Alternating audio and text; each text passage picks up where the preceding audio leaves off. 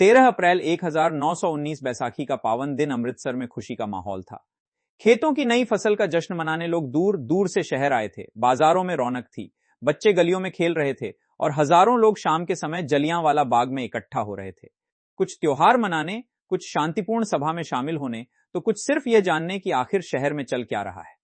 उस समय पूरे देश में अंग्रेजी हुकूमत के खिलाफ गुस्सा बढ़ रहा था, क्योंकि ब्रिटिश सरकार ने हाल ही में रोलैट एक्ट लागू किया था, एक ऐसा कानून जो बिना मुकदमे के किसी भी भारतीय को गिरफ्तार करने की अनुमति देता था। न वकील, न अपील, न दलील। पंजाब में विरोध तेज था और अमृतसर के दो लोकप्रिय नेताओं की गिरफ्तारी ने जनता के आक्रोश को और भड़का दिया था।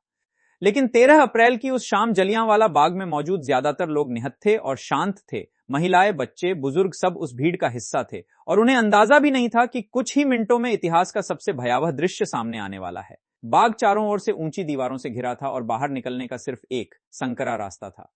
तभी शाम लगभग 5 बजे ब्रिटिश अधिकारी रेजिनाल्ड डायर लगभग 50 सशस्त्र सैनिकों के साथ वहां पहुंचा। उसने बिना किसी चेतावनी के प्रवेश द्वार को सैनिकों से घेर लिया और भीड़ को तितर बितर होने का कोई मौका दिए बिना आदेश दिया फायर। अचानक गोलियों की गूंज से पूरा बाग कांप उठा। सैनिकों ने सीधे भीड़ पर निशाना साधकर गोलियां चलानी शुरू कर दी। लोग चीखते हुए इधर उधर भागने लगे, लेकिन निकलने का रास्ता बंद था। कुछ लोग दीवारों पर चढ़ने की कोशिश में गिर पड़े। कई जान बचाने के लिए बाग के कुएं में कूद गए, जिसे आज शहीदी कुआं कहा जाता है। लगभग 10 मिनट तक लगातार गोलियां चलती रहीं और फायरिंग तब रुकी जब गोलियां लगभग खत्म हो गईं। आधिकारिक रिपोर्ट में 379 लोगों की मौत बताई गई, लेकिन भारतीय स्रोतों के अनुसार 1000 से अधिक लोग उस दिन मारे गए थे और सैकड़ों घायल पड़े तड़पते रहे।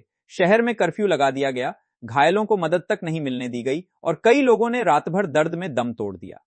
बाद में जब डायर से पूछा गया तो उसने कहा कि उसका उद्देश्य भीड़ को सबक सिखाना और भारतीयों के मन में डर बैठाना था, लेकिन इस क्रूरता का असर उल्टा हुआ। पूरे देश में आक्रोश की लहर दौड़ गई। महात्मा गांधी ने समझ लिया कि अब अंग्रेजी शासन से न्याय की उम्मीद व्यर्थ है और यहीं से स्वतंत्रता आंदोलन ने नई दिशा पकड़ी। असहयोग आंदोलन की नींव मजबूत हुई। महान कवि रविंद्रनाथ टैगोर ने विरोध में अपनी नाइटहुड की उपाधि लौटा दी, जो ब्रिटिश साम्राज्य के लिए एक बड़ा नैतिक झटका था। ब्रिटेन में जांच के लिए हंटर कमीशन बैठाया गया, लेकिन डायर को कोई कठोर सजा नहीं मिली।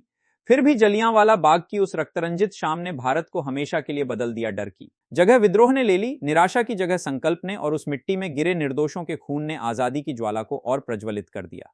आज भी अमृतसर में जलियांवाला बाग एक राष्ट्रीय स्मारक के रूप में खड़ा है। दीवारों पर गोलियों के निशान और शहीदी कुआं उस दिन की गवाही देते हैं और हर साल 13 अप्रैल को लोग वहां जाकर उन शहीदों को श्रद्धांजलि देते हैं, क्योंकि यह सिर्फ एक स्थान नहीं बल्कि बलिदान, दर्द और आजादी की उस कीमत का प्रतीक है जिसे भारत कभी नहीं भूल सकता।